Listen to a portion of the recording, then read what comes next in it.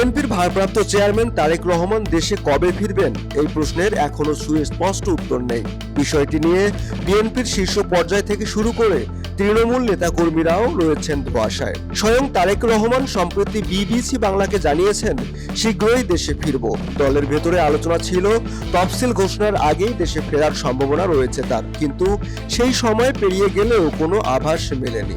বিশেষ করে তিনবারের সাবেক প্রধানমন্ত্রী ও তার মা খালেদা জিয়া যখন হাসপাতালে সংকটাপন্ন, তখনও তার দেশে না ফেরায় প্রশ্ন আরো তীব্র হয়েছে।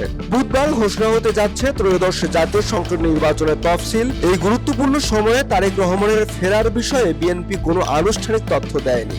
দলের নেতারা জানিয়েছেন, ফেরার সিদ্ধান্ত সম্পূর্ণ তারেক রহমানের ব্যক্তিগত। এ নিয়ে দল মন্তব্য করার অবস্থায় নেই। তবে আভাস মিলেছে কিছু প্রস্তুতির।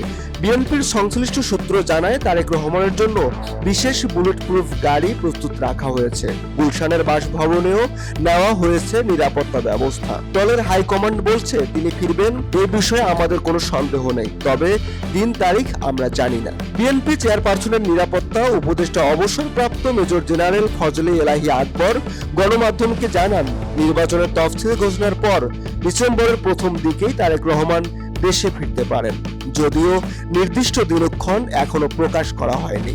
এদিকে দলের ভেতরে আলোচনায় ঘুরপাক খাচ্ছে একটি প্রশ্ন, কোন জটিলতা বা বাধা তারেক রহমানকে দেশে ফেরার পথে আটকে রেখেছে।